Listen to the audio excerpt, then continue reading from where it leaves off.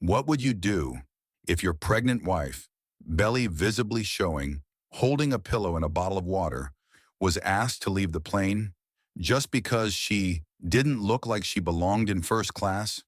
There were no screams, no shouting, no camera zoomed in on anyone's face, just a condescending glance from the flight attendant, a cold, dismissive reminder from the pilot, and a light nudge, seemingly accidental, as the woman bent down to pick up her fallen bag. At that moment, a man stood up. He didn't yell. He didn't threaten to sue. He simply pulled out his phone and made a 19-second call. 12 minutes later, the plane aborted takeoff. The emergency doors reopened. The entire crew was asked to leave the cabin. And 3 hours after that, the word C started trending nationwide, though no one knew who really owned it. This isn't a story about rage. It's a story about intentional silence, a response carefully measured, a lesson the entire U.S. aviation industry was forced to relearn from the ground up. The story you're about to see isn't a movie. It isn't a novel. It's a series of real events. From Seat 1B, from a husband who said nothing until the entire system had no choice but to speak for him.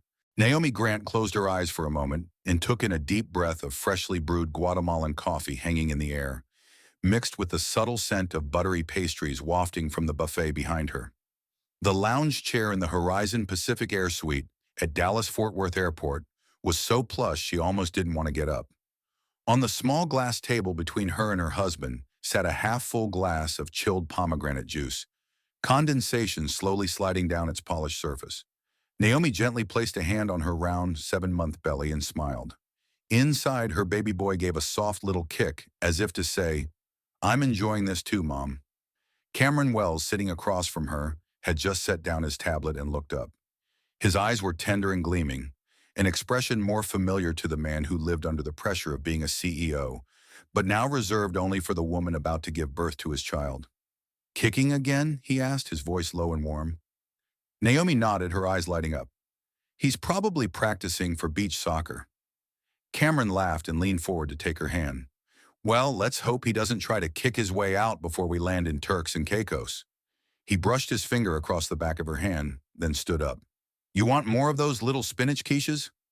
Naomi nodded with a grin. "One more, maybe two. Don't judge." Cameron walked toward the buffet counter with a relaxed yet purposeful stride. He wore a dark gray polo shirt and cream-colored linen trousers. Casual but refined, the kind of style that didn't need to flaunt success to be noticed. He was the founder and CEO of Blue Mantle Systems, a company specializing in aviation security software. In just 4 years, Blue Mantle had grown from a 2-person office into a name sought after by the federal government in 3 major airlines. But today, Cameron wasn't in meetings, wasn't signing contracts, wasn't answering emails. He had shut everything down because today he was doing only one thing, being Naomi's husband and soon a father. Naomi leaned back in the chair, her hands still resting on her belly. She closed her eyes again and focused on the tiny movements happening inside her. Their first child, a baby boy, a new journey just about to begin. She remembered the first ultrasound. The blurry black and white image on the screen had made her cry uncontrollably, even though she'd seen hundreds of births as a doctor. But that moment was different. It was the moment a doctor became a mother. They had named him Micah, which meant, "Who is like God?" Naomi believed their son was a gift. She and Cameron had waited almost 2 years to get pregnant, night after night of prayers, countless negative pregnancy tests. But then, one day, a miracle arrived. And now Micah was here, gently kicking, in a quiet airport lounge before the 3 of them would fly to paradise. Cameron returned with 2 quiches on a white porcelain plate and a cup of warm water with ginger slices. "Just in case your stomach protests," he said. Naomi giggled. "How did I get so lucky?" Cameron put on a mock-serious face. "Years of exceptional taste and perfect decision-making." She took a bite and whispered, "This is the last time it's just us, you know." Cameron paused, then nodded, his hand resting gently on her shoulder. "And I wouldn't have it any other way." This trip had been Cameron's idea, planned down to every detail, from the private resort at Grace Bay to the beachfront prenatal yoga classes. After 8 exhausting months, Naomi working at a frontline hospital and Cameron juggling a global schedule, they needed this. A baby moon, a quiet breath before the whirlwind of parenthood. All the luggage was packed with care. One large check suitcase, filled with swimsuits, Naomi's flowy maxi dresses, and a few slightly cheesy couple outfits she made Cameron agree to wear. Two carry-ons. Cameron's sleek black leather bag, classic and minimalist. Naomi rolled a small champagne pink hard-shell suitcase from away, a farewell gift from her fellow nurses in the maternity ward. Inside, everything was thoughtfully arranged. A light jacket, unread novels, prenatal vitamins, lip balm, a pouch of oat snacks, and most specially, a soft cream-colored newborn onesie embroidered with the tiny words, "Hello, world." Naomi had placed it in a separate side pocket, wrapped in a towel like a treasure. To her, it was a symbol of beginnings. A soft announcement played from the ceiling speakers. Flight 719 to Providenciales, now boarding Group 1 at Gate 42A. Cameron checked his watch, stood up, and stretched. Showtime. He grabbed both bags and showed Naomi the boarding passes on his phone. 2A and 2B, first class. They left the lounge hand in hand, smiles still lingering. Naomi walked a bit slower with her full belly, but Cameron stayed perfectly in sync beside her, never taking his eyes off his wife. The gate area at 42A was more crowded than they expected. Kids screaming, adults grumbling. A couple in matching honeymoon outfits taking selfies with a GoPro stick.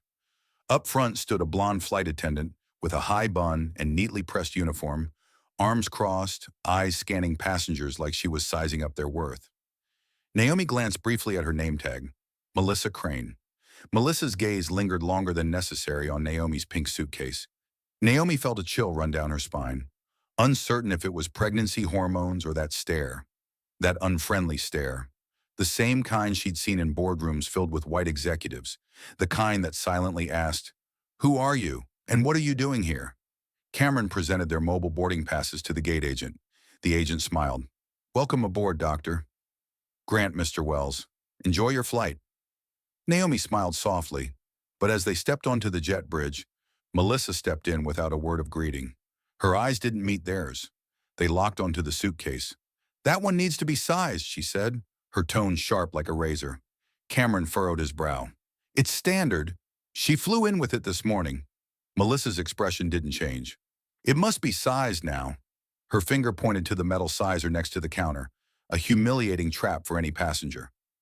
Naomi pressed her lips together, about to speak, but Cameron got there first. "No problem."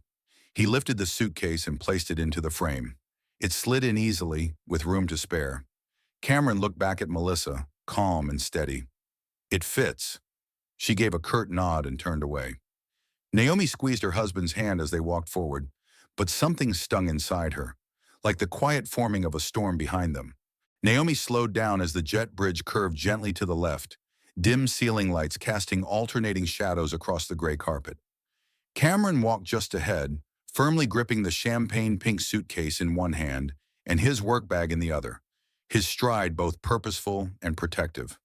They didn't speak for a few seconds, only the soft thump of footsteps and the low hum of the air system filled the narrow space. Naomi had tried to brush off the unease from her earlier encounter with flight attendant Melissa, but something inside her continued to smolder. A quiet but unmistakably real feeling of being measured by a glance rather than words. She had known that kind of look since med school, the gaze of those who doubted a black woman could truly be a doctor. The kind of gaze that forced her to work twice as hard just to be seen as equal, that taught her to smile gently even when being called nurse in medical review panels. But today, 7 months pregnant and finally stepping into her first vacation after months of exhaustion, she didn't want to fight that invisible weight anymore. She just wanted to sit down, lean back, close her eyes, and let the imagined sound of ocean waves wash over her. Ahead was the aircraft entrance where a boarding staff member stood bowing slightly. Cameron turned to check on her, offering a quiet smile as if to say, "It's all fine now." Naomi nodded back, grateful, but the peace wouldn't last long. "I need to inspect that carry-on again." A cold voice rang out from behind, echoing through the tight confines of the jet bridge. Both turned around. There stood Melissa Crane at the top of the bridge, hands on hips, eyes like steel. Cameron pivoted fully, his voice dropping an octave. We just sized it. It fits. What's the issue? Melissa began walking down, each step sharp and deliberate in her low-heeled shoes, her footsteps cutting through the silence like snapping twigs. It may fit the sizer, but we may still need to gate check it, she said, emphasizing each word. It's my discretion. Naomi stood still, her hand instinctively moving to her belly in a protective reflex. Cameron glanced at his wife, then turned back to Melissa. We're in seats 2A and 2B. There is more than enough space in the overhead bins. And again, this bag was already cleared. Melissa didn't respond, only stood in front of them, hand out as if expecting the suitcase.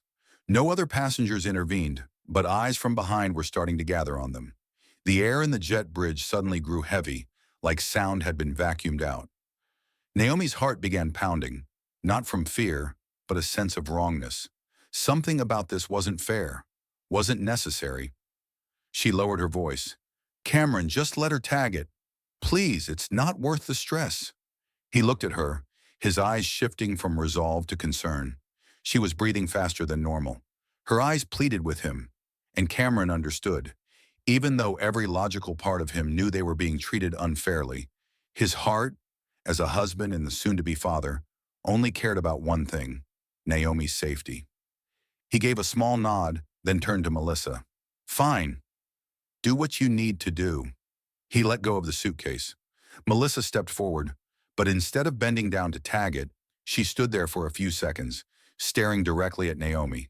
In her gaze was a complex swirl of envy, judgment, and undisguised hostility. And then suddenly and without warning, Melissa drew back her foot and kicked the suitcase.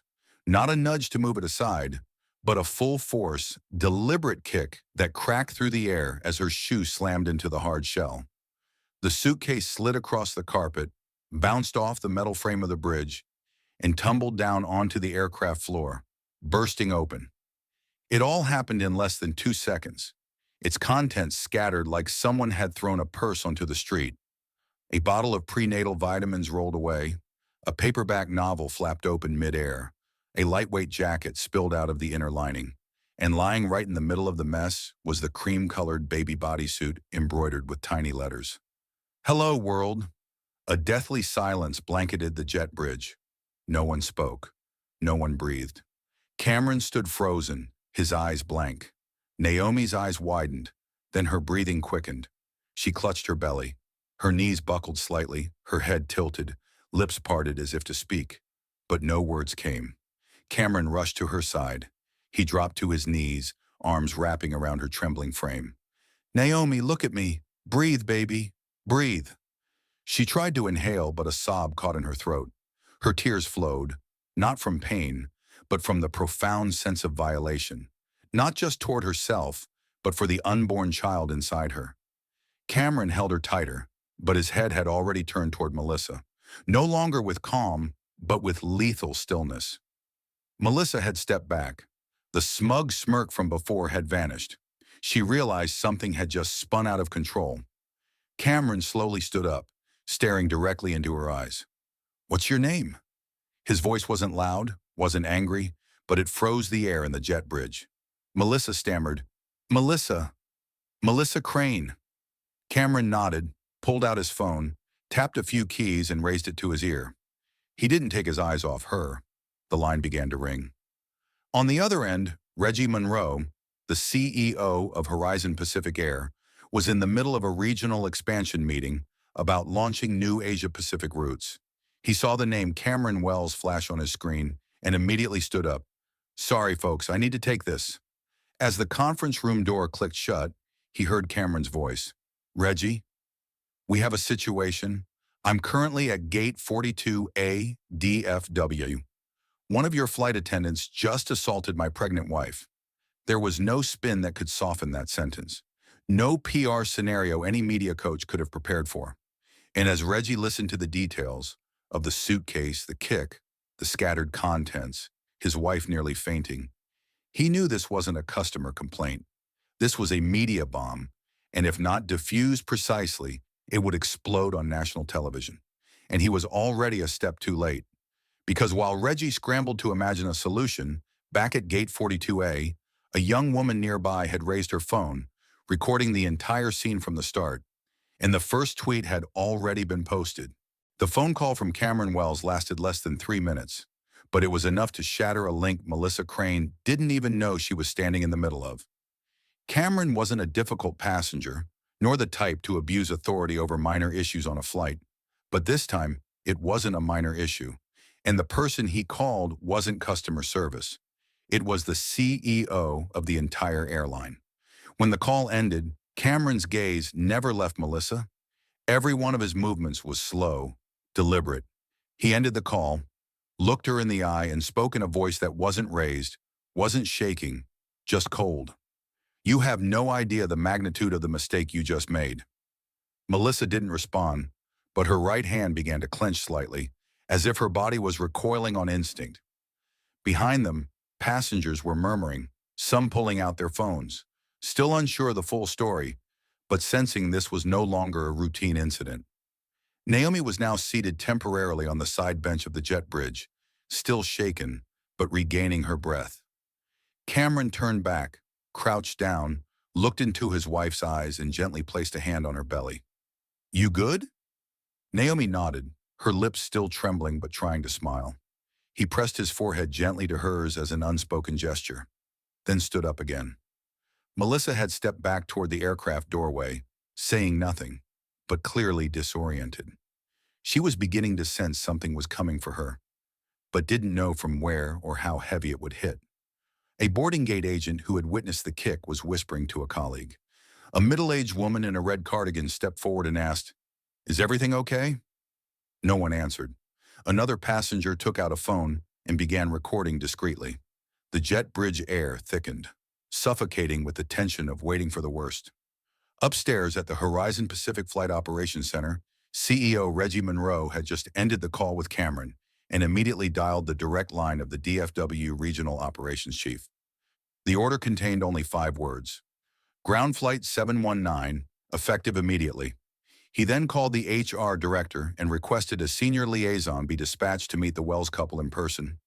An emergency internal meeting was initiated across Horizon Pacific, even though no company representative was yet physically at the airport, only Melissa, and the consequences she had just set in motion. What Melissa didn't know was that she wasn't just facing the CEO of the airline or a VIP passenger. She had just struck at the pride of a man protecting his pregnant wife for the first time. And more than that, she hadn't just kicked a suitcase. She had kicked a symbol of a child yet to be born, a future still in the making. That suitcase didn't only carry personal items, it carried the hopes of a mother, the small yet meaningful preparations for the journey into parenthood. And Melissa had kicked all of it to the ground, in front of everyone. A soft chime rang out from the plane, announcing that the boarding process had been temporarily suspended. A crew member stepped out of the aircraft, saw Melissa frozen in place mid-jet bridge, and Cameron standing tall, phone now put away. The crew member looked at Cameron, then turned to Melissa, about to speak, only to receive a subtle head shake from a colleague nearby, as if someone had just realized this was bigger than them. Melissa was trying to maintain composure, but her shoulders were curling inward, her spine no longer straight. Suddenly, from outside the jet bridge, a young woman with short hair stepped forward, phone still in hand. She said nothing, just stood near the walkway, her hand placed over her chest as if trying to calm herself. Her name was Tia Morgan, a 24-year-old travel blogger en route to Turks and Caicos to shoot content for her channel. Tia had recorded the entire incident, from the moment Melissa requested to recheck the bag, to the kick and Naomi's collapse. She hadn't planned to intervene, but when Naomi fell, human instinct overpowered silence. She had already uploaded the video to X, Twitter, with a caption that was simple yet thunderous. Flight attendant kicks pregnant woman's bag. Husband makes one phone call. Entire flight halted. Horizon fail. Shocker, pregnant passenger. Shock karma in air. Within 11 minutes of posting, the tweet had over 800 retweets. Within 30 minutes, it surpassed 50,000 views and hit Dallas regional trending. Cameron now received a text from CEO Reggie's private line. Special liaison en route. Don't board, we're handling this. He nodded, then leaned down to Naomi and whispered something. Naomi slowly nodded. She was still tired, but her eyes had regained clarity, not because everything was over, but because she knew justice was now in motion. At that same moment, in the waiting area near the jet bridge entrance, airline staff began making announcements. Ladies and gentlemen, Flight 719 to Turks and Caicos has been delayed due to unforeseen crew coordination. Please remain in the boarding area for further updates. No one truly knew what was happening, but inside the jet bridge, a storm was forming, not loud, not violent, just a chain of consequences triggered by one reckless kick. Melissa felt the air around her thicken. The eyes watching her were no longer just passengers. They were silent verdicts waiting to be handed down. She looked at a nearby colleague, as if expecting support, but they quickly looked away. She had once been a veteran flight attendant of 20 years, had handled thousands of flights, had earned the trust of her team. But in that moment, she had nothing to hold on to. And deep down, she knew that what had just happened wasn't about baggage policy or size or frames or gate tags. It was because she had allowed personal emotion to override professional responsibility. She had let envy and exhaustion cloud her ethics. And that kick, though it lasted only half a second, would follow her for the rest of her life. Naomi was now standing, leaning into Cameron's shoulder. She looked over at the short-haired woman, Tia, and gave her a small nod of silent thanks. She didn't know who Tia was, or that her video would change the entire course of the story. But she knew one thing. The truth was no longer buried in that narrow jet bridge. It had been exposed, amplified, and no one could stop it now. When Naomi's eyes met Cameron's again, she no longer saw the gentle husband she knew, but a man entering a different mode altogether. His shoulders were no longer relaxed, his face no longer soft. Every movement, every glance, every breath became slow, firm, and calculated. This was no longer Cameron Wells, the loving partner who planned one last vacation before their baby arrived. This was Cameron Wells, CEO of Blue Mantle Systems, the man who once stood in a room full of senior military officials and silenced the entire council with a 3-minute presentation. And this time, he didn't need PowerPoint. He just needed a phone and a just cause. He had made the call, he had spoken, and he had received a response that Melissa Crane had no idea would come with consequences she was not prepared to bear. Ground the flight. Not suspend, not investigate. Ground it. Cameron looked toward the jet bridge, where Melissa was still standing. She wasn't moving anymore. Her eyes betrayed a mixture of defensiveness and confusion. She knew she had crossed a line, but had no idea what exactly she had kicked. Cameron stepped forward just a few paces and said in a low, even tone, "Tell me one reason I shouldn't file assault charges against you right now."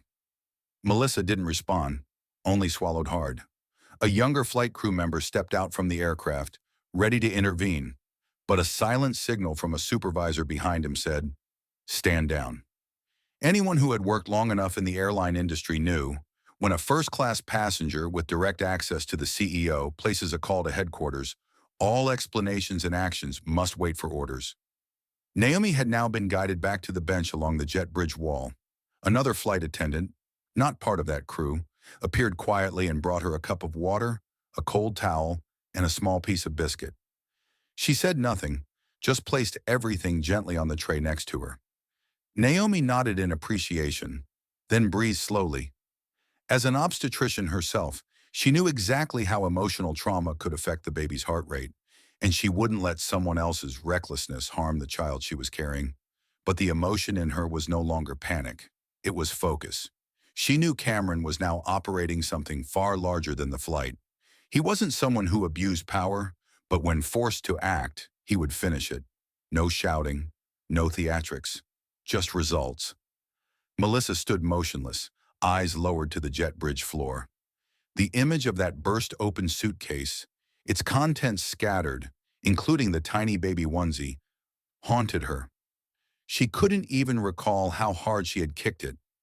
All she knew was that something inside her had snapped in that moment, turning her into someone unrecognizable. But now it was too late. She heard whispers around her.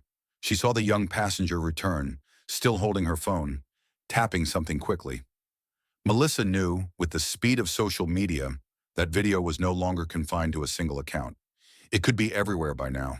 On the 12th floor of the DFW Airport Administration Tower, Reggie Monroe, CEO of Horizon Pacific, was walking briskly down the hallway while speaking on the phone, simultaneously firing off emails to 3 VPs, a PR director, and the head of legal. He ordered immediate preservation of all security footage from Gate 42A, the suspension of the employee named Melissa Crane, and the dispatch of an executive escort team to privately remove Cameron and Naomi from the terminal through a restricted exit. This was no longer customer service management. This was a crisis response protocol, measured by the minute, because every delay risked stock fallout. Back inside the jet bridge, Cameron glanced at his phone and saw the confirmation from Horizon Pacific's internal liaison team. "We've canceled the flight. Captain has been informed. Security on the way." He didn't smile, didn't frown, just nodded once, then walked toward Naomi's suitcase still lying open. He crouched down and picked up each item: her book, vitamin bottle, silk socks, headphone pouch, folding and repacking them carefully. Lastly, the baby onesie, now stained with a black smudge from hitting the edge of the aircraft door. He gently wiped it clean with a fresh cloth, placed it in a separate cotton pouch, and zipped the bag closed. Every movement was quiet, but the silence made people hold their breath. Just then, a terminal staffer rushed in and whispered something to the nearby supervisor. Moments later, the announcement came over the intercom. Flight 719 to Providenciales is now officially canceled due to operational disruption. Passengers are asked to return to the terminal for rebooking. We apologize for the inconvenience. A wave of frustration erupted. In the waiting lounge, passengers shouted, "Canceled? Are you kidding me? My resort booking is non-refundable." There were groans, confused couples, crying children. No one knew the full story, but all eyes turned toward the jet bridge, where a black man was gently lifting his pregnant wife and holding a suitcase that had clearly been mistreated. That was the image the crowd began reacting to, even though they knew nothing else. And amid that confusion, something even more powerful than the PA system was spreading: the 1-minute and 37-second video from Tia Morgan. The footage was painfully clear. Melissa kicking the suitcase, Naomi collapsing, Cameron making a call. No commentary, no music, just the truth. And that truth had left the jet bridge. Now it was heading to boardrooms, newsrooms, and millions of phones. Cameron helped Naomi to her feet, just as a woman in a gray suit with a Horizon Pacific badge stepped into the jet bridge from the opposite door. "Mr. Wells, Dr. Grant, my name is Victoria Lang. I'm the executive liaison from headquarters. I've been sent to escort you out privately. Please follow me." She bowed slightly, never looking at Melissa. She looked only into Naomi's eyes, with a sincerity that caught Naomi off guard. Cameron nodded. He didn't need more apologies. He didn't need a voucher. What he needed now was to protect his wife and leave. Fast. And as they walked away, no one stopped them. No one dared. A side door opened along the crew hallway, and within a minute, the couple disappeared, out of view of every phone, every lens, and every bystander. As the door to the staff hallway closed behind Naomi and Cameron, chaos still swirled on the other side of the jet bridge. Chaos that no one had quite named yet. Passengers had no idea why their flight was suddenly canceled. All they'd heard over the speakers was an internal operational issue. But those who had been near the jet bridge, especially the early boarding group, had witnessed fragments of the incident. They saw Naomi collapse. They saw Melissa kick a suitcase that hadn't violated any protocol. They saw Cameron make a call, and then watched the entire situation reverse itself in under 20 minutes. No official statement was needed. The crowd had already begun to piece together the story. And that story wasn't spreading through traditional news outlets. It was spreading through social media. Tia Morgan now sat by the window near the waiting area for Gate 42A. She had posted the video to X, and within just under an hour, the phone footage had surpassed 300,000 views. Every minute, the count climbed by tens of thousands. Major accounts, including one airport beat reporter, had already begun sharing it. One comment pinned to the top read, "When the passenger who got kicked isn't just anybody. when a single phone call grounds the entire flight, and when the video makes everything crystal clear. Tia knew that moment, though unplanned, had made her the person who unlocked the door and let the truth out. She didn't feel proud or regretful. She just knew that while everyone else hesitated in confusion, she had acted, by giving justice a chance to appear on screen. On the top floor of Horizon Pacific's headquarters located right inside the airport's operation zone, Reggie Monroe was deep in an emergency meeting. Seated around the table were the heads of HR, legal, communications, and a liaison from strategic relations. He didn't need anyone to summarize the situation. He'd already seen the video, a link forwarded by his assistant 3 minutes earlier. In the clip, he saw the suitcase, the kick, the passengers' reactions, and most importantly, Naomi's eyes just before she collapsed. In over 30 years of executive leadership, Reggie had seen plenty of crisis scenarios: mass luggage losses, full system flight delays, runway skirmishes, but never had a single captured moment evoke this level of public outrage. "We're facing a three-tiered issue simultaneously," Reggie said, his eyes locked on the screen. 1. An employee's misconduct. 2. The clearly violent and discriminatory nature of the act. 3. The victim's identity. She's a doctor. He's the CEO of one of our critical partners. And he called me directly. This isn't speculation. This is evidence. The head of legal nodded, adding, "And if I understand correctly, Mr. Wells contacted you before takeoff, and you chose to ground the flight. That means you exercised executive authority under internal safety protocol." Reggie confirmed, "Exactly. I'm framing this under a legal rationale. A crew member's emotional instability poses a risk to other passengers. And as you can all see in the video, she lost control. That's our foundation." Downstairs at the terminal, Horizon Pacific staff had begun processing returnees from the canceled flight, helping rebook, issue refunds, and keep people calm. A few passengers shouted angrily, demanding compensation. Some were frustrated with the crowd recording and uploading everything. A man in a Hawaiian shirt stood in the middle of the crowd, yelling, "We paid for this ticket. Who gave you the right to cancel without explaining? We deserve to know." A young woman nearby replied, not loud but with firm clarity, "A pregnant woman was kicked so hard she fainted. That's why." The man opened his mouth to argue, but then he saw her phone playing the video. He fell silent. Meanwhile, in the airport's private corridor, Naomi and Cameron were being escorted by Victoria Lang, a senior executive liaison, down a quiet hallway toward a waiting vehicle. A black SUV stood in the VIP pickup zone. Naomi felt more stable now, thanks to the water and a few minutes of peace. She sat in the back seat, head tilted against the cushion, one hand resting on her stomach. Cameron sat beside her, one hand gripping hers, the other holding their suitcase. Victoria said, "All your luggage has been redirected to the Peninsula Hotel. Horizon Pacific will cover all expenses. A physician has been called and will arrive at your suite within 30 minutes to check on Dr. Grant's condition." Cameron gave a slight nod. "And her?" he asked. Victoria hesitated for a second, then answered, "She was immediately suspended. And I believe, given that video, a formal decision will be made shortly." No further words were spoken. None were needed.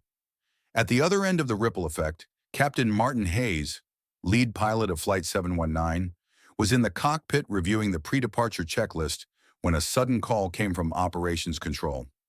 "Captain Hayes," the coordinator's voice came brisk and urgent, "you are instructed to abort all flight procedures immediately. UA 719 is officially grounded by direct order of the CEO. Please note the reason: safety incident involving crew conduct." Captain Hayes blinked.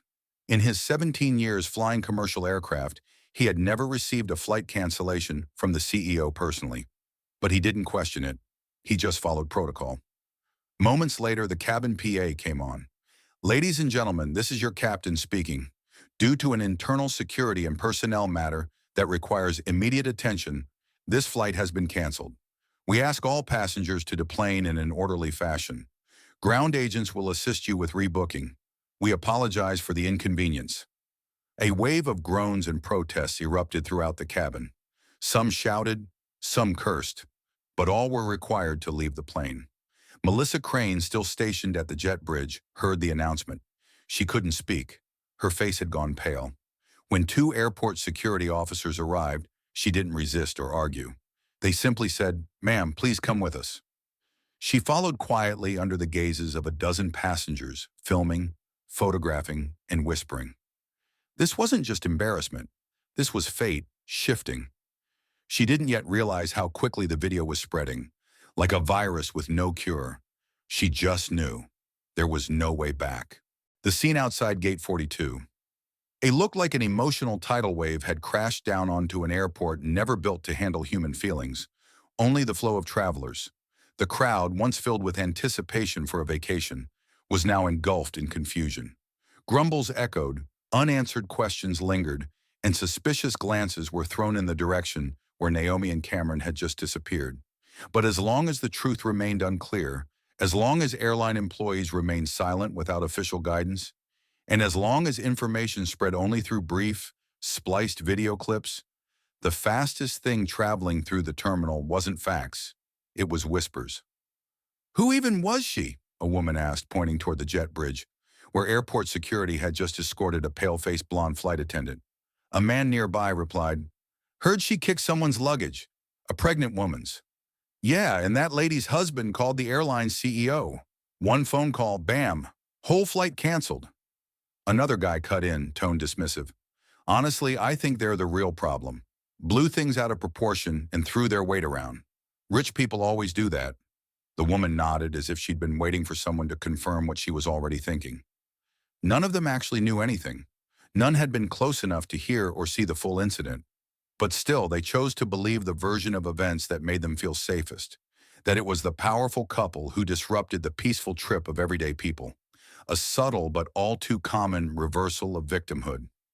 Meanwhile, Tia Morgan sat in a corner of the waiting area, eyes fixed on her phone.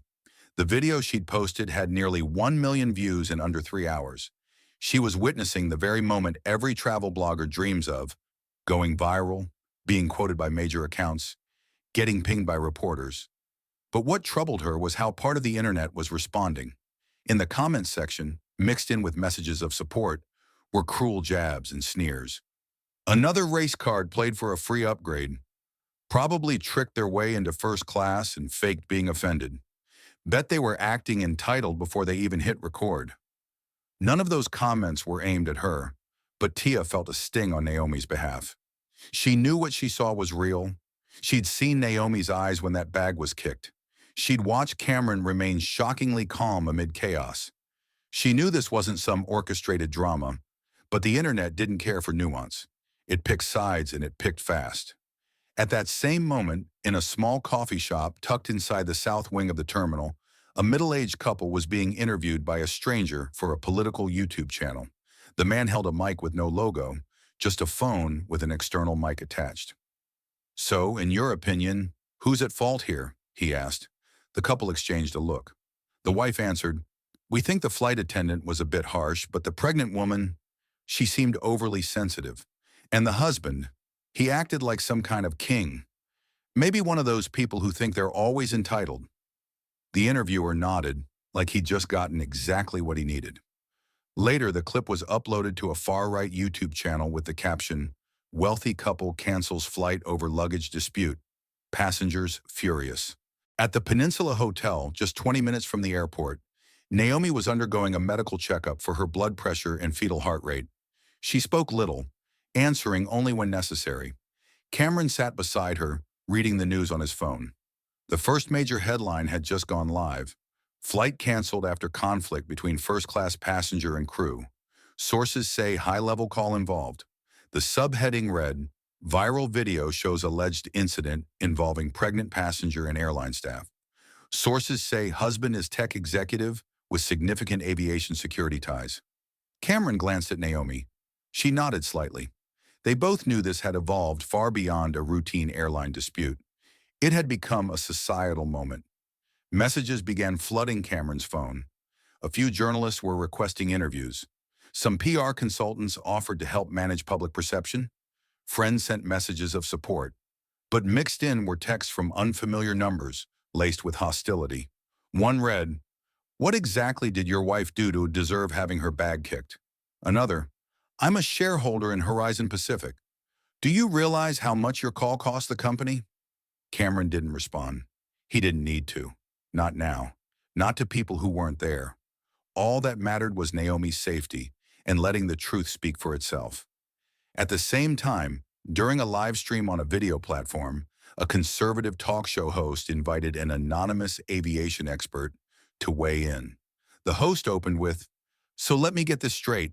A small carry-on bag caused such a stir that the whole flight had to be canceled? Or is this just another symptom of an America where too much power is concentrated in the hands of the influential few?" The guest chimed in, "We don't have the full picture yet. The flight attendant may have had valid concerns. The couple might have been aggressive, prompting the airline to act decisively and avoid a lawsuit." Neither of them mentioned the video. Neither acknowledged the kick. Back at the airport, airline employees were receiving emergency training on how to handle media and customer questions. A single approved statement was issued. Horizon Pacific is conducting an internal review and will provide full information upon completion. All inquiries were redirected, all facts carefully managed. But social media didn't require approvals. All it needed was a video, a caption, a hashtag, and while many continued blaming that disruptive couple, a new hashtag began trending. Melissa kicked it. Someone had zoomed in on the name tag in the video. It read, Melissa Crane. Within hours, her entire Facebook page was flooded with angry comments. Old friends unfriended her. Her local church was tagged. A remix video on TikTok, the kicked luggage incident, went viral with dramatic music. The internet doesn't forget, and it rarely forgives. But for Naomi and Cameron, none of that was the most important thing. They now sat side by side on a long sofa in a dimly lit suite, a warm yellow glow softening Naomi's tired features. She turned to Cameron and asked, "What do you think they'll say next?" He no longer looked at his phone. He looked at her. "They'll say everything, true and false. But only one thing matters. You did nothing wrong." Naomi offered a faint smile. She didn't need more than that. But she knew, even when the truth is laid bare, there will always be those who find a way to blame the victim, especially when that victim is a black woman, dressed well, flying first class, married to a successful man. For some, that alone is enough to provoke suspicion. As the afternoon sun slipped through the tall windows of the Peninsula Hotel and scattered across the polished wooden floor like strands of golden thread, Naomi lay on her side on the long sofa, head resting on a soft pillow, eyes gently closed but not asleep. The doctor had checked the baby. Everything was stable. The child was healthy, heartbeat steady, but the mother's heart had not yet settled. Just a few steps away, Cameron stood by the window, gazing down at the slow-moving traffic below, phone in hand, which had been buzzing nonstop for the last 10 minutes. He wasn't replying to any messages. He was reading and watching, not to control the narrative, but to witness the power of truth when it is unlocked at the right moment. The video Tia Morgan had recorded had now surpassed 3.5 million views. It was appearing on the front pages of every major social platform. News channels were picking it up officially. Pregnant passenger's bag kicked by airline staff. Husband's call cancels entire flight. A national network replayed the clip with an urgent news banner. A post by a well-known journalist read, "No caption needed. Just watch." Hashtags began trending. She kicked by Melissa. She jet bridge justice. She pregnant passenger. Cancel gate 42A. Every passing second brought thousands more views to the 97-second clip. Not sped up, no dramatic music, no effects, just raw footage, real audio, and unfiltered reactions from bystanders. And that was exactly what made it undeniable. Below the post were hundreds of thousands of comments, many from people sharing their own stories of being dismissed because of their appearance, discriminated against for their skin color, or humiliated simply for not fitting the image of someone allowed to fly first class. One account wrote, "She didn't scream. She didn't demand anything. She just stood there, endured it, and nearly collapsed from a kick aimed not at a bag, but at her dignity. And they still blamed her?" Another said, "I'm a flight attendant. I'm telling you, There is absolutely no professional justification for that action.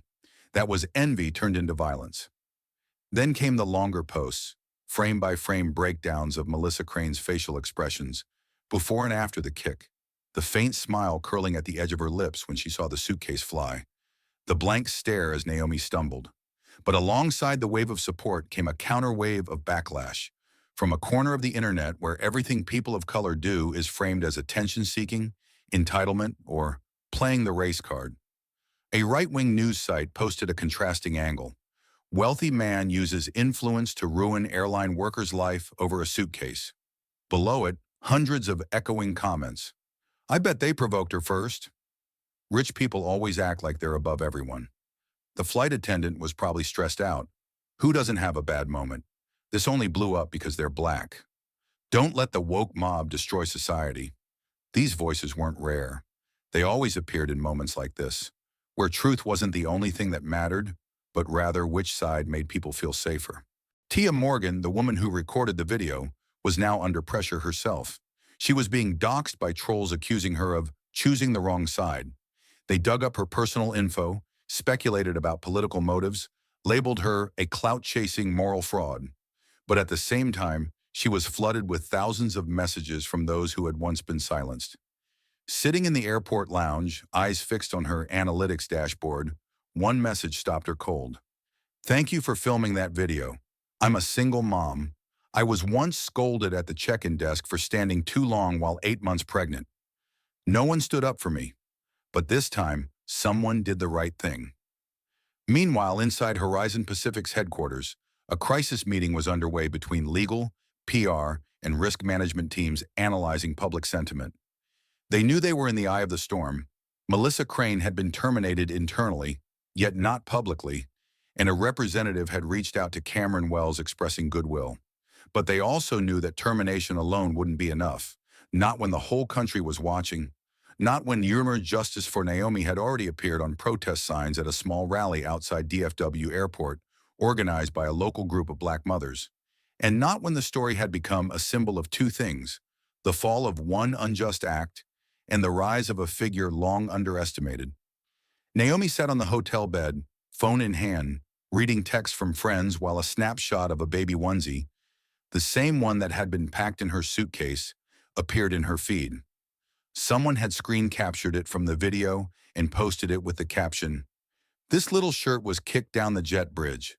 This is what Melissa kicked.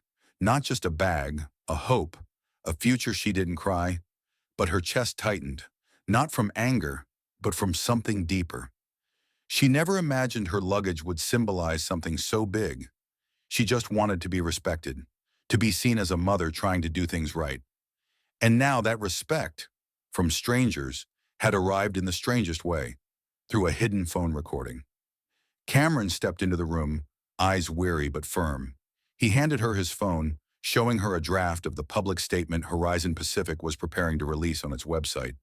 The opening line read, "Horizon Pacific Air has a zero-tolerance policy for acts of aggression, discrimination, or unprofessional behavior on our aircraft or at our gates. We deeply apologize to Dr. Naomi Grant and Mr. Cameron Wells for the distress caused by our former employee. This behavior does not reflect our values." Naomi read it slowly, then asked, "They're calling her former employee?" Cameron nodded. Naomi nodded back. She wasn't smug. She just wanted to know that, at the very least, someone understood where they went wrong, and had the courage to admit it. But the internet wasn't finished. A new headline from a major publication surfaced, "From quiet witness to national outcry, how a jet bridge became a mirror to American air travel culture." The story had moved beyond a personal event. It had become an ethical litmus test. Every reader, every viewer was now forced to ask themselves, if I had been there, what would I have done? And that was exactly what Cameron Wells wanted, not for Melissa to suffer, but for the system to finally look in the mirror.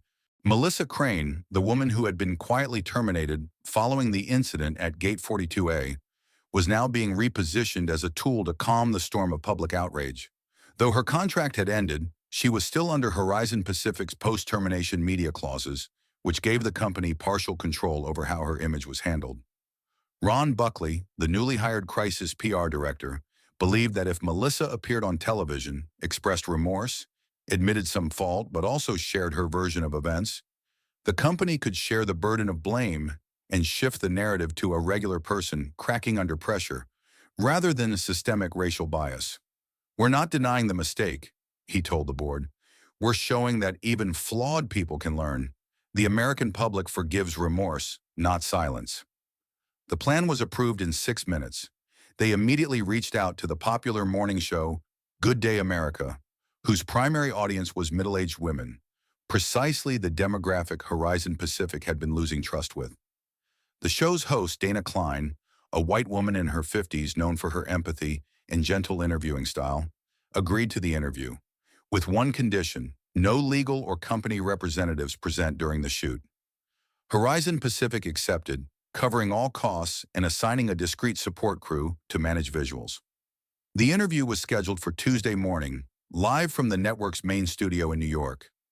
After several rounds of image consulting, Melissa appeared on set with a freshly styled haircut, neutral-colored clothing, and minimal makeup.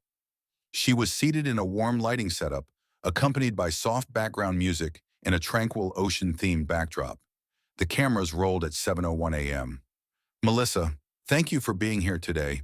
I know this is a difficult time," Dana began gently. Melissa nodded, her eyes slightly moist, voice trembling, but steady. "Thank you for giving me the chance to speak."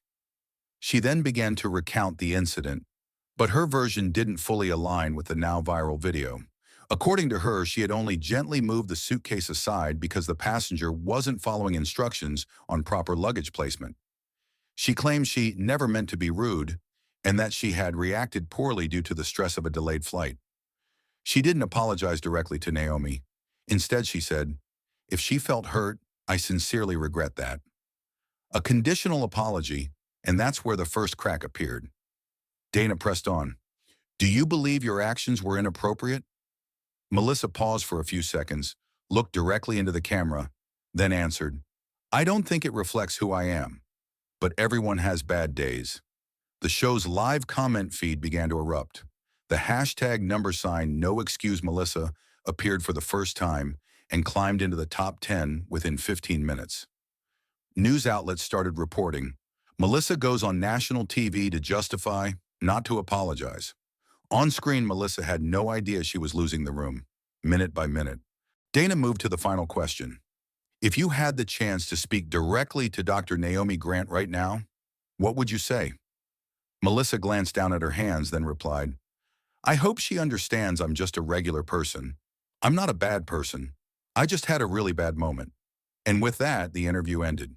There was no true apology, no clear acknowledgement of wrongdoing, no mention of the child growing inside Naomi, no recognition of the deeper trauma her actions had caused. Just a woman trying to prove she didn't deserve to be hated. But to the public, it wasn't about whether she deserved hatred. It was about whether she had the courage to accept responsibility. The interview ended at 7:28 a.m. Within 30 minutes, the video was clipped and uploaded across digital platforms. Social media was flooded with criticism. She regrets being caught on video, not her actions. "I'm a teacher. If I kicked a student's backpack because I was stressed, would I still have a job? So now a bad day is a license to discriminate?" Countless people who had experienced discrimination at airports began sharing their stories under the new hashtag #MyGate42. One person wrote, "Back in 2022, I got pulled aside 3 times because of my name. I laughed it off then, but not anymore." What was once scattered outrage had now become a roaring flood of community solidarity. Inside the hotel suite where Naomi and Cameron were staying, they watched the entire interview on television. Naomi remained silent throughout. Cameron glanced at her and asked gently, "Are you okay?" Naomi nodded slowly. She wasn't angry. She was disappointed. She had always known media could spin a narrative. But part of her had still hoped that somewhere in Melissa, there would be a moment of honest reckoning. Melissa didn't deliver that. Naomi said quietly, "She doesn't understand. Not because she can't, but because she's never had to." That evening, an independent news channel released a side-by-side cut of Melissa's statements in the original video footage. The title, 2 versions, 1 truth. The clip became the second viral video of the week. Horizon Pacific was forced to issue a second official statement within just 3 days. We no longer have any media relationship with former employee Melissa Crane. Her personal statements do not reflect the values of our company. The media strategy had backfired catastrophically. Instead of calming the public, it boomeranged, faster, harder, and with more precision. This time, the loss wasn't just about image. It was about trust, stripped away piece by piece. The pressure wasn't just external. Inside Horizon Pacific Air, cracks had begun to deepen.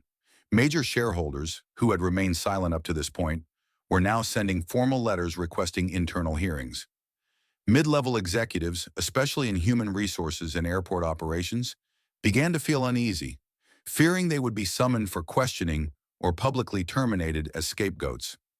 Meanwhile, the phone of chairman of the board, Harold Temple, kept buzzing with texts from top investors, either you act or we will. An emergency board meeting was held on Friday morning, just 3 days after Melissa Crane's disastrous interview. Inside the high-level boardroom at company headquarters in Seattle, 14 executives were present, and none could hide their tension. Harold Temple didn't waste time with pleasantries. If any of you still believe this will blow over like last time, I suggest you resign by noon. He demanded a full transparency report on the Gate 42A incident handling process, a list of every individual involved, and all approved media strategies, especially who greenlit Melissa's interview without a vetted script or prepared rebuttals. All eyes turned to the PR team and legal advisors. No one spoke. Following the meeting, Harold Temple made a direct personal call to Naomi Grant. It was the first time a Horizon senior leader reached out without involving lawyers or public relations intermediaries. The call was placed at 3:14 p.m. Naomi answered, her voice calm. "I'm listening." Harold introduced himself plainly. "This is Harold Temple. I'd like to speak off the record. No cameras, no attributions." Naomi replied, "I can't promise that, but go ahead." Harold paused for a few seconds, then said, "I believe what happened to you was unacceptable. I'm not here to defend the company. I'm here to ask, if we truly want to change, would you be willing to show us where to begin?" Naomi was silent for 10 seconds. Then she said, "That's a good question, but it's arriving about a month too late." Harold replied, "I understand, but I still want to try, because if we don't, I don't think Horizon survives another year." The next day, an internal email was sent to all Horizon Pacific staff. The board of directors has invited Dr. Naomi Grant to serve as a special advisor on passenger equity and service policy. All recommendations made by Dr. Grant will be integrated directly into our rebuilding roadmap. There was no apology, no admission of wrongdoing, but the message was clear. They were surrendering. Naomi accepted the offer, but with strict conditions. "I will not accept payment. I will not sign an NDA. I will not serve as the public face of redemption for anyone. I will only speak the truth." She demanded full access to 5 years of internal complaint data, disciplinary records related to employee behavior toward Black passengers, and the right to meet directly with any staff involved in the Gate 42A incident. 3 days later, Naomi walked into Horizon's headquarters carrying a laptop, a notebook, and no legal entourage. She headed straight to the main conference room, where nearly 40 individuals, from operations coordinators and airport security to cabin supervisors and regional managers, were waiting. She stood in the center of the room, looked at each person, and opened not with drama, but with clarity. "I didn't come here for revenge. I came to ask a question. If you believe what happened was unjust, then why was no one willing to speak up?" A young man raised his hand and said, "Because I didn't know who would protect me if I did." Naomi nodded. "I understand. That's why I'm here." The dialogue lasted 6 hours. No cameras, no press. Just a room where people began to speak. A female flight attendant shared how she was once reprimanded for assisting a disabled passenger too thoroughly, which delayed boarding. A maintenance worker described how complaints were often blocked by operations supervisors before they ever reached HR. A Chinese-American staff member recounted being reassigned after reporting a racial slur from a passenger, instead of being defended. Naomi listened. She took notes. She made no promises. But by the end of the session, everyone in the room knew something had begun to shift. At the root, That evening, Naomi sent a short email to Harold Temple. Redemption doesn't begin with a PR campaign. It begins by sitting with silence and taking responsibility for it. Harold didn't reply. But the next morning, Horizon's website quietly added a new page. Voices from the Cabin, a space for employees to anonymously share their stories. No editing, no moderation. Within 24 hours, 93 entries appeared. A culture once built on fear was beginning to shake. While Horizon as a whole was slowly adjusting to survive the storm of public outrage and internal reckoning, Melissa Crane, the once proud face of the company, was quietly unraveling. She stopped appearing before the media, her social media posts vanished or turned private, and those close to her reported that she had taken an indefinite unpaid leave. She no longer showed up at headquarters, no longer replied to messages, and her name disappeared from the company's meeting calendar. Some speculated she had been suspended. Others believed she was enrolled in the Senior Image Protection Program, a protocol Horizon activated whenever a high-level scandal erupted. But Melissa was never officially suspended. No formal leave of absence was issued, yet everyone understood. She had been removed from the decision-making circle. The woman who once led all of Horizon's communications, shaped its slogans, and proudly declared herself the central voice of the brand, had now become a name no one dared mention in official meetings. Even Harold Temple, the man who had plucked Melissa from a local newsroom and elevated her to vice president of communications, sent her no message. That silence unnerved her more than any public criticism ever could. She began spending hours reading her old interviews, wondering when exactly her tone had grown so distant. Clips of her saying lines like, "We don't discriminate as long as you stay in line," or "all incidents are just misunderstandings," were now edited into viral montages across social media, symbolizing arrogance, deflection, and a chilling lack of empathy. Friends drifted away. No one wanted their name tied to someone now seen by the nation as the embodiment of moral failure. One weekend evening, Melissa opened her personal inbox and saw a message with a single subject line. "You were better before you became their voice." No sender, no body text. But that lone sentence made her break down in tears in the silence of her apartment. It wasn't a threat. It was an indictment from her own conscience. In the days that followed, Melissa began writing.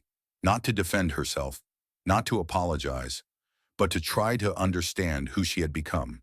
She wrote about her early days at Horizon, when she was just an internal reporter documenting the airline's first post-pandemic flights. She wrote about the first time she saw a black passenger scrutinized excessively at a security checkpoint, and how she said nothing. She wrote about what it felt like the first time she was summoned to the executive floor, praised by Harold Temple, and chosen as the voice of the entire corporation, and how it felt like she'd just been appointed the guardian of a dream that never truly belonged to her. A week later, she submitted a 63-page document to Human Resources titled simply, "My Failure."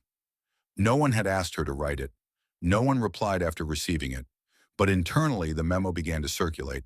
A legal department staffer called it the most honest document Horizon has ever possessed. A flight attendant printed out a passage and taped it to a locker. "I wasn't cruel, but I wasn't brave enough to stop cruelty either." No one said Melissa was forgiven. No one called her a hero. But for those who had stayed silent, who had felt disillusioned but powerless, Melissa's collapse became a turning point. She didn't quit the company. She didn't file for early retirement. She didn't hire a lawyer to sue for reputational damage. She just wrote, submitted, then stayed quiet. 1 month later, Harold Temple opened a new position, not in the communications department, but titled internal listener. The only nominee for the role was Melissa Crane. The story of Horizon was no longer in the hands of directors or lawyers. It was spreading from the cabins to the airports, from crew lounges to private Facebook groups of airline workers. The very people who had once been forced into silence were beginning to speak up, but strangely, not with rage, rather with deeply personal stories. They called it ocean light, a quiet phrase passed around internally to describe that moment of calm after chaos. It all started with a 38-second clip, filmed by an anonymous passenger on Flight 77 from Denver to San Diego. In the video, a black flight attendant named Ariel is seen helping an elderly Asian woman change her oxygen tank.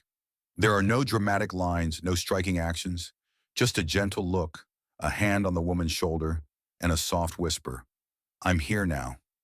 But in a nation being ripped apart by suspicion and anger, that tiny moment created a new ripple. People called it the comfort of presence. And from that clip, a wave of storytelling began to swell. Pilots, technicians, ground staff, and even seasonal workers started sharing their own quiet, emotional experiences. One recounted a harrowing red-eye flight the year prior, where panic spread when the power went out, and a single flight attendant simply stood in the aisle and hummed a lullaby until the plane touched down. Another spoke of a baggage handler who paid out of pocket to return a lost toy to a little boy from Honduras. No one told them to do it. No one filmed it. But those fragments, when pieced together, formed a new portrait of Horizon. Not a company of cold policies, but a place where people still tried to be kind within a system that didn't always make room for it. The Ocean Light movement had no leader, but it spread like a flare in the night. On internal message boards, people began posting with the hashtag #, "This is Horizon." Each person could post only once. They were not allowed to write about themselves, only about something good they had witnessed in another. Exactly 3 weeks after the movement began, Horizon Media's official account reposted Ariel's story. No logo, no ad tag, no corporate hashtag, just one caption. "Sometimes light comes from the ones who are too tired to speak, but too kind to walk away." Melissa was the first to see that post.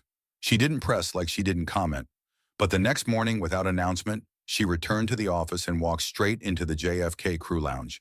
For years, it had been a place she avoided because it felt beneath her title. This time, she brought coffee, a folding chair, and a whiteboard. On the board, one sentence was written, "If you have something that's never been told, I'm here to listen." At first, no one believed it. A few flight attendants passed by, assuming it was another PR apology stunt. But then Delilah, an older woman nearing retirement, stepped in and began sharing a story from 1987, when she once hit a homeless passenger on board and was investigated for 4 months. She had never told anyone. When she finished, she simply said, "I don't need an apology. I just need it to be known that it happened." Then came a second person, then a third. Soon a second and third whiteboard were brought in.